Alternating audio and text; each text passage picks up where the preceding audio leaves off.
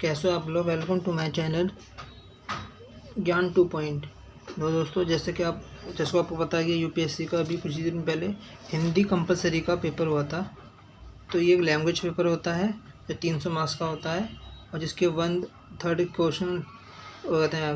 1/3 question का answer देना compulsory है, जिससे इसी मार्क्स पर आपको क्वालिफाई होता है।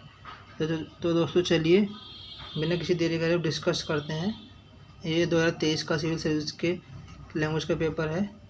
तो पहला क्वेश्चन है पहला क्वेश्चन, निम्नलिखित में से किसी एक विषय पर 600 शब्दों में निबंध लिखिए। दोस्तों देखिए 100 मार्क्स का ये और 600 शब्दों में इसका आंसर लिखना है। तो इसके ऑप्शन है ए उपभोक्ता जीवन शैली और पर्यावरण, बी मोबाइल फ़ोन की लत, सी ऑनलाइन शिक्षा की सीमाएं, डी आतंकवाद एक चुनौती। ये 4 ऑप्शन है, चारों में से किसी एक पे आज से लिखना है। अब दूसरे क्वेश्चन पे आते हैं। निम्नलिखित गद्यांश को ध्यानपूर्वक पढ़िए और उसके आधार पर नीचे दिए गए प्रश्नों के उत्तर स्पष्ट, सही और संक्षिप्त भाषा में दीजिए। तो दोस्तों देख सकते हैं ये गद्यांश है, ये जो कि 60 मार्क्स का है एक, और ये इस गद्यांश को पूरा कर इसका आंसर देना। देखिए दोस्तों ये गद्यांश है, आप देख सकते हैं आसान भाषा में किसानों की खेती से रिलेटेड आया है और उनके इनकम के बेस पर है। जैसे कि अभी हम इसके क्वेश्चन को देखते हैं। तो इसके क्वेश्चन को अगर देखें तो पहला क्वेश्चन है इसका, श्रमिक कौन होता है। दूसरा, सकल घरेलू उत्पाद क्या है। तीसरा, भारत में भारत में रोजगार की प्रकृति कैसी है।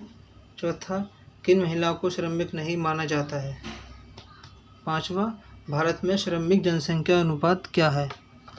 तो दोस्तों देख सकते हैं 5 ऑप्शन है, पाँचों के मार्क्स 12-12 नंबर के हैं, जो टोटल 60 मार्क्स का है। अब क्वेश्चन नंबर 3 पे आते हैं। निम्नलिखित अनुच्छेद का सारांश लगभग 1/3 शब्दों में लिखिए। और इसका शीर्षक लिखने की आवश्यकता नहीं है, सारांश अपने शब्दों में ही लिखिए। यानी कि सारांश लिखना है, पूरा पैसेज पढ़ना है, उसको 1/3 शब्दों में करना है। 1/3 और जो सारांश जो लिखते हैं उससे 1/3 करके। तो यानी कि इसके लिए हमें गद्यांश को पूरे ध्यान से पढ़ना होगा, जो कि हिंदी भाषा में। अगर अपनी भाषा में तो थोड़ा सा सहज हो सकता है, आसान हो सकता है, जिसको ध्यानपूर्वक पढ़ के अपने मार्क्स को इंक्रीज़ किया जा सकता है। तो दोस्तों इसके मार्क्स है, तो इसके मार्क्स को आगे बढ़ते हैं। देख सकते हैं ये 558 शब्द हैं, 558 शब्द है और 558 शब्द को हम पूरे 1/3 में करना है। क्वेश्चन नंबर 4, निम्नलिखित गद्यांश का अंग्रेजी में अनुवाद कीजिए। आप देख सकते हैं कि इसका अंग्रेजी में अनुवाद करना है। हालांकि पेपर हिंदी का अंग्रेजी अनुवाद करके ये आपके ट्रांसलेशन की क्षमता को देखना है कि आपकी कितनी क्षमता है, भाषा पर कितनी पकड़ है, भाषा पर आप कितना जानते हैं। देख सकते हैं ये 20 मार्क्स का है, 20 मार्क्स का है और 20 मार्क्स में ये ऑलमोस्ट देख सकते हैं ये गद्यांश 150 से 200 शब्दों के बीच में है। इसको आपको ट्रांसलेट करना है इंग्लिश में। अब क्वेश्चन नंबर 5 पे देखें। निम्नलिखित गद्यांश का हिंदी में अनुवाद कीजिए। इसका हिंदी में ट्रांसलेट करना है। ये देखिए ये जो इंग्लिश में लिख रखा है इसको हिंदी में करना है, तो इंग्लिश में तो हिंदी में करना है। ये भी ऑलमोस्ट 200 वर्ड्स के आसपास है, इसको भी हम कर सकते हैं। अब क्वेश्चन नंबर 6 पे आइए। तो क्वेश्चन नंबर 6 का ए, निम्नलिखित मुहावरों का अर्थ स्पष्ट करते हुए उनका वाक्य में प्रयोग कीजिए। देखिए ये क्वेश्चन नंबर 6 का ए 10 नंबर का है। 5 ऑप्शन है, 5 ऑप्शन 2-2 नंबर के हैं, एक ऑप्शन इस तरह से। तो पहला ऑप्शन है मुहावरे का आंखें बिछाना। दूसरा मुहावरा है जहर का घूंट पीना। तीसरा मुहावरा है चांदी का जूता। चौथा मुहावरा है नाक का बाल होना। पांचवा है सिर पर सवार होना। आप देख सकते हैं बड़े ही कॉमन मुहावरों को लिया गया है ताकि सभी को भाषा की समझ के साथ साथ उनका अर्थ वाक्य में प्रयोग करते हुए उन मुहावरों को रिलेवेंस दिखाना है।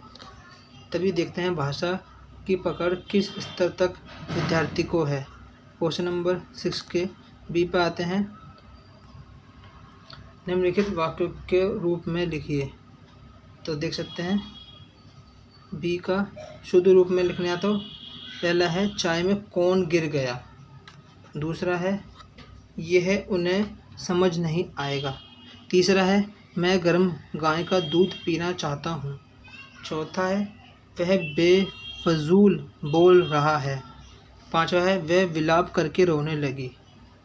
तो छठे का 6 और छठे का सी है निम्नलिखित शब्दों के दो दो पर्यायवाची लिखिए। ये भी 10 मार्क्स का है। तो पहला पर्यायवाची शब्द है तन, दूसरा है भूधर, तीसरा है द्रुम, चौथा है शेर, पांचवा है खग। अब छठे का डी को डिस्कस करते हैं। निम्नलिखित युग्मों को इस तरह से वाक्य में प्रयुक्त कीजिए कि उनका अर्थ और अंतर स्पष्ट हो जाए। तो पहला है रित रिक्त रक्त, दूसरा है शाला साला, तीसरा है सधे संदेह, चौथा है सुखी सूखी, पांचवा सुधी सूधी। तो दोस्तों ये था आज का यूपीएससी के हिंदी कंपलसरी का पेपर। आई होप आपको ये अच्छा लगा होगा। इसी तरह और वीडियो पाने के लिए हमारे चैनल ज्ञान 2 पॉइंट को सब्सक्राइब करें, लाइक करें, ताकि आने वाले यूपीएससी के जितने भी रिलेटेड क्वेश्चन हैं हम उनको अपने वीडियो में डिस्कस करें और आपको इस तरह से मदद पहुंचती रहे।